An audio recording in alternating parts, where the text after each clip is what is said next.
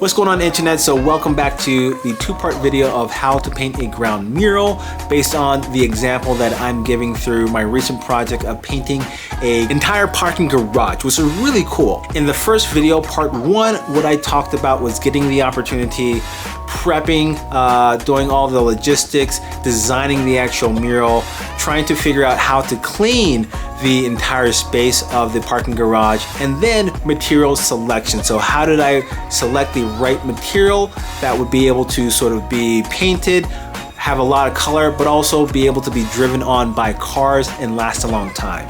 So that was part one. Part two, in this video, we're just going to talk a little bit about installing the design on the actual parking garage. So we're going to get into three different areas. First is going to be scaling up the work. How did I sort of scale it up? Second is going to be the tools and things that I use in terms of applying the actual paint or epoxy to the actual surface. And then three, different techniques and notes. So let's get started. So the first area is all about how to scale up the work so that you're able to take that design from the iPad to the actual surface that you want to paint on. And because my space is about 16,000 square feet and I'm walking on it, I can't see everything at once. So the first thing that I did was I got my DJI Mavic Air 2 drone and threw that into the air to get a good solid picture of what I was basically trying to sketch on. From that picture, I was able to get a ton of reference marks, meaning I was able to see the parking lines, the surrounding structures around the surface area that I was going to paint on, and use those as a reference marks for a doodle grid. And if you don't know what a doodle grid is, I'll have a link in the description. Basically, in layman's term, I'm taking a picture of this entire surface and then superimposing on top of that picture that I just took with the drone, my design. I'm turning down the opacity of my design, and now all those reference marks on the actual photo that I took, I can use as a way of guiding me when making lines.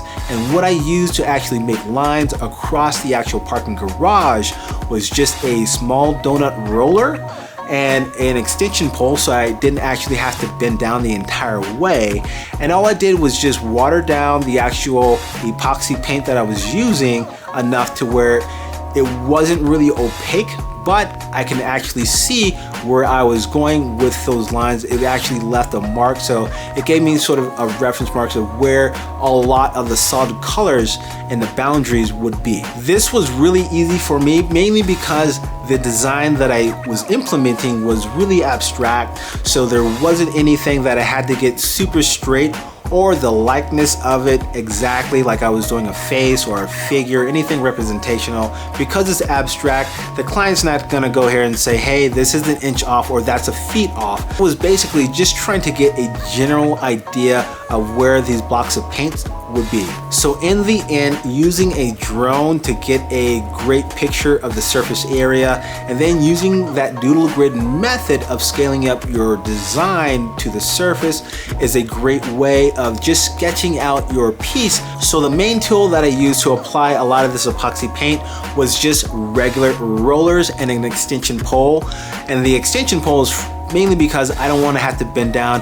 I can actually just push it as I walk around. And there's no real special rollers that you need. I just use the basic economy rollers, which would be great for any of your ground mural projects. So you don't have to get the extra premium quality, extra nappy roller. I just got the economy one from Home Depot. Another thing that I did was I did not use a tray. I just poured the paint directly onto the ground, so mainly because the area is just so large that there wasn't like a small, really detailed sort of space that I needed to actually do a lot of details in with the roller. So I was able to just throw the paint onto the actual surface and just push that paint around to get really good coverage. The second tool that I used was a sprayer. So I used my Graco Quick Shot at the beginning, and then I changed to my regular Magnum 5X sprayer, mainly because the Quick Shot is for smaller areas and then the Magnum 5X sprayer can cover a large amount of area,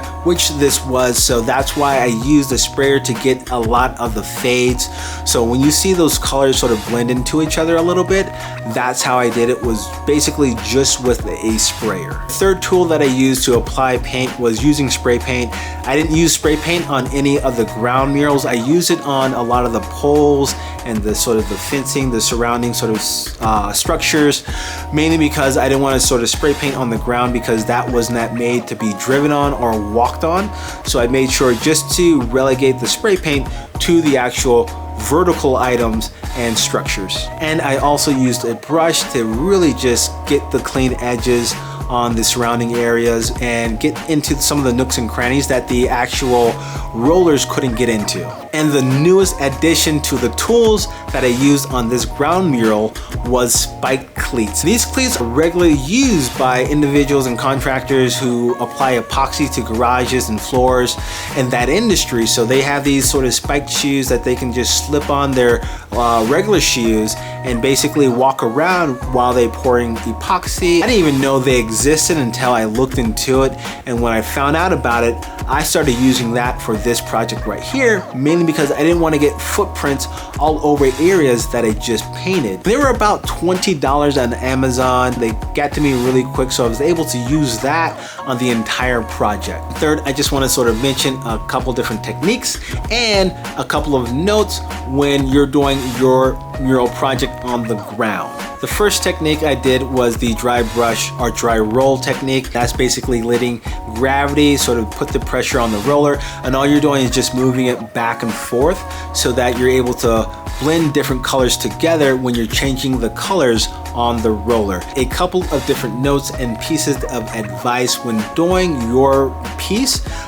Make sure you look at the weather. That was really big. I had quite a few days of just dry, hot, sunny weather, so it was great when it came to applying the paint, not worrying about the rain coming down, because if it does rain, that means you have to immediately stop, or else it will affect the adhesion of that paint epoxy to that surface, that substrate that you're trying to paint on.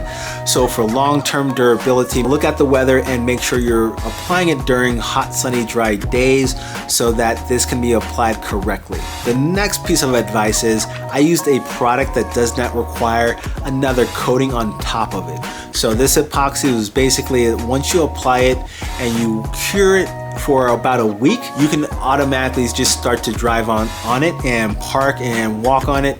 So it doesn't require extra additional sort of material for it to be sort of ready for use. And the third piece of advice I would always say is to make sure you keep track of all the colors that you're using on a project like this, mainly because nothing that you ever put on the ground is going to stay forever. Some parts will flake up, so when you do need to do repairs, you know exactly what color you used in a certain area. So make sure you keep track of all your colors. Overall, this was a really great project. It really brings a different dynamic when you're seeing the entire thing all together and it's done. Everything total was about $10,000 of materials and supplies when it comes to the power washing, the prepping, the colors that I used, and the rollers. So it was a great project for that price. And lastly, after a couple of weeks, about a month, I actually went back just to see what it looked like. There was a ton of tire marks, especially in the areas that had a light, bright sort of color, but in some of the darker areas, you know, it was negligible, and mainly it was relegated to the areas that a car would enter and exit when sort of turning the tires. So it was mainly relegated to the middle, and the higher you go up, the less tire marks are there. So that was really interesting to me, because I kind of knew that would happen because people don't like to park on the top of the garage. But during that entrance where you're going onto the mural, that first part, you can kind of see that there were tire marks because that gets most of the traffic. So hopefully this video helped out in terms of giving you an idea of doing a ground mural and some of the things that are involved. From just seeing how I did mine, now you can apply that same technique or same materials and tools to murals that you want to do in your practice. So hopefully this helped out. Definitely like, subscribe, hit that bell notification, and I will see you next time. Peace.